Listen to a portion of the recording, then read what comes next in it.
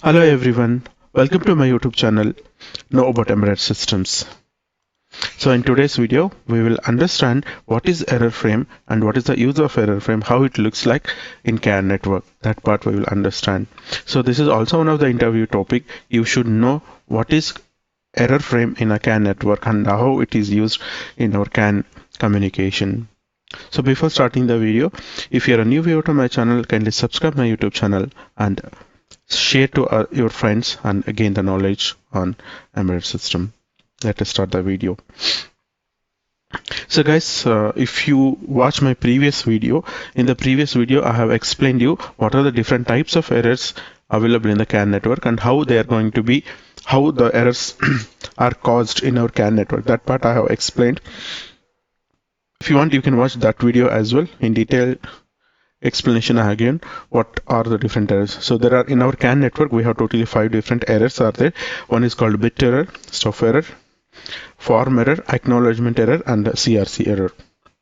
So whenever there is an error in our CAN network, the node let us assume the node is this node is identified one error.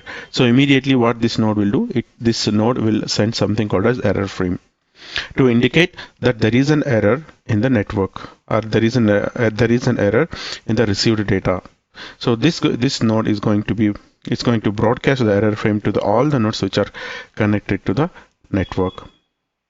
With the help of this error frame, the other nodes also will take some precautions, or sometimes there will be retransmission of the same message is also possible. Now let us what is the use of this error frame? Let us see here.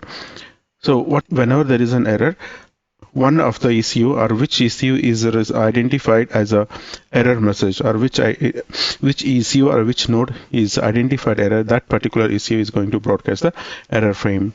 So that means it's a special frame which is used to indicate or which is used to broadcast the error to the ECUs which are connected to the network. The main purpose is to, you can see here, its purpose is to intentionally disrupt the current and erroneous transmission to ensure that all nodes on the bus also recognize the error and discard the invalid data.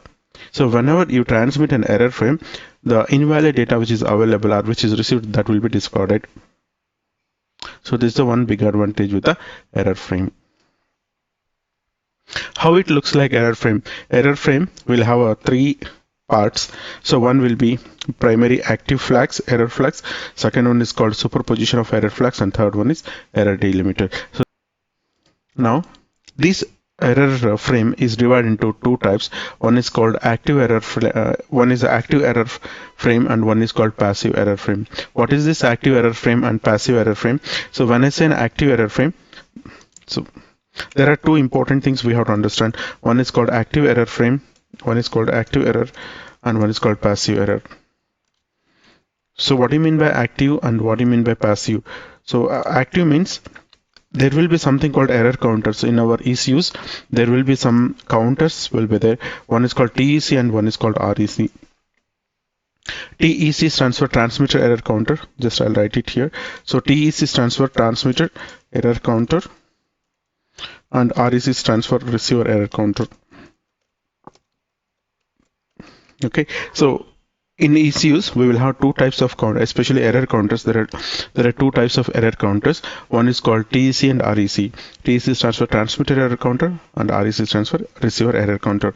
So whenever the TEC and REC values are going to be greater less than 127, less than 128, then that state is called as active state, active error state. Whenever these values, the TEC and REC error counter, so these error counters, TEC and REC error counters will increment every time when there is an error.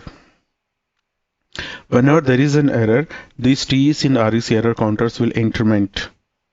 Okay, and whenever there is no error, whenever you are transmitting data without any error, then TEC and REC will get decremented.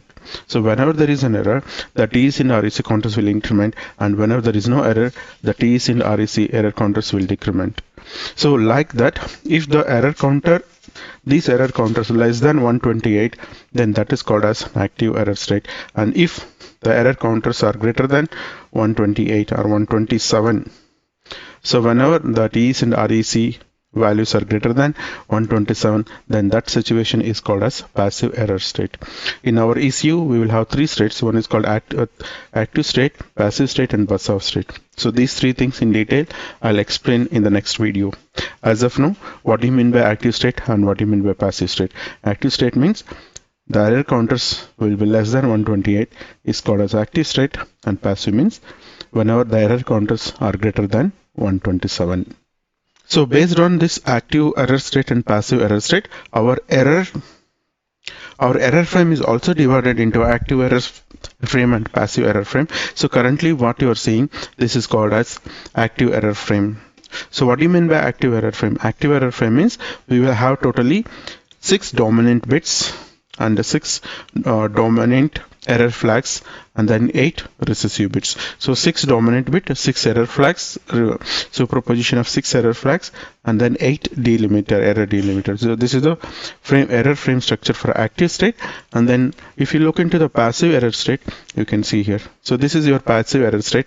In the passive error state, 6 number of recessive bits, 6 number of error superposition flags, and then 8 error delimiters. All will be in a recessive.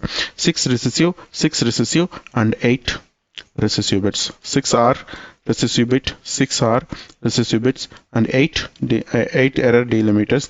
Totally 20 recessive bits we will see in the passive state. Okay, so what is error delimiter? An 8-bit sequence of recessive bits that follows the error flags, providing a buffer to allow the bus to return the normal state. So this is called as error delimiter, which is going to be 8 recessive bits. Okay, so like this we have two types of error frames. One is called active error frame and one is called passive error frame. So active error frame will have 6 dominant bits, 6 dominant error flags or superposition of flags, and then 8 delimiters of recessive. This is called as active error state, and we will have something called passive error state. Passive error state, so 6 recessive, and 8 delimiters. Okay, so I hope you are clear with this error frame. This is also one of the interview topic. Most of the interviews, this type of questions will appear. What do you mean by, or how errors are generated in the CAN network, and what are the types of errors, and how the error frame looks like in our CAN. So usually this type of questions you will get. So I hope you are clear with the concept. In the next video, I'll be explaining how to overcome with the error. If there is any error scenario, how to overcome that. So that part I'll be discussing in the next video. So I hope you are clear with this video. If you feel this as an informative video, please click on like button and share to your friends and subscribe my YouTube channel.